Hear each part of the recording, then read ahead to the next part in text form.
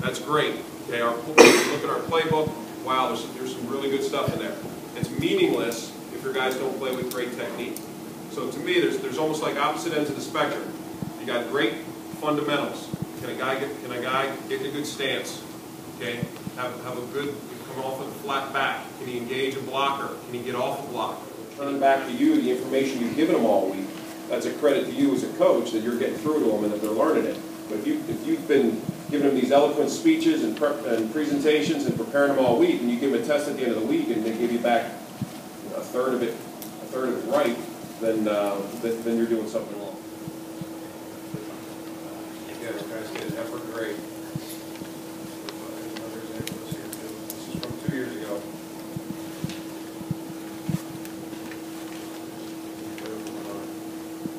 Defensive tackle here. Young kid, free agent, didn't play for us this year, he tore his Achilles. Great effort rushing the passer, never broke stride.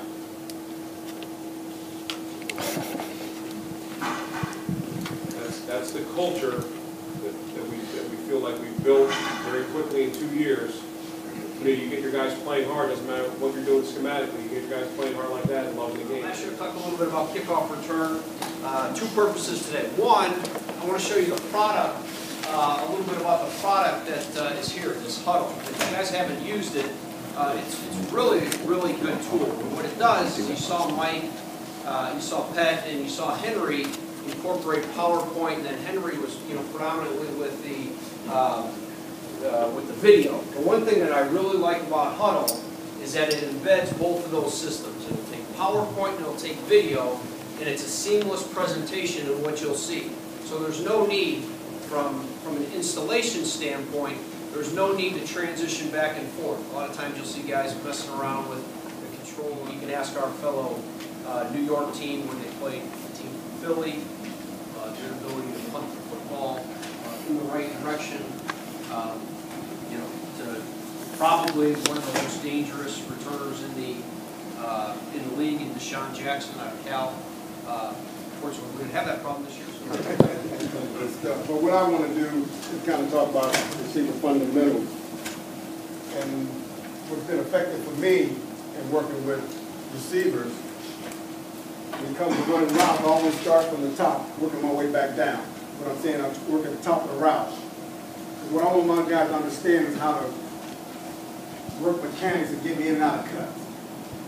The rest of it, I think, will take care of itself as far as coming from the line of scrimmage, getting to that point. But you got to understand mechanics of getting in and out of breaks. That's really what it comes down to. These guys into it, just working rhythm. That's all we're doing here. Trusting your feet as you're making turns around the corner. That's really what it comes down to. And then you get a feel for your guys and who can do what, or where they go around corners, how stiff a guy is. Who the guys in front of the route makes a difference as well. Night and day between the routes.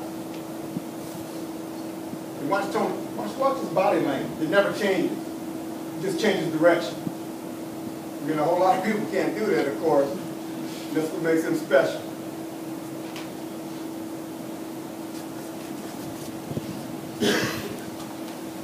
Corner route. And David does a great job of quick seam release, again speed releasing, like we with the 4 route. Get it running, change direction at the top of the route.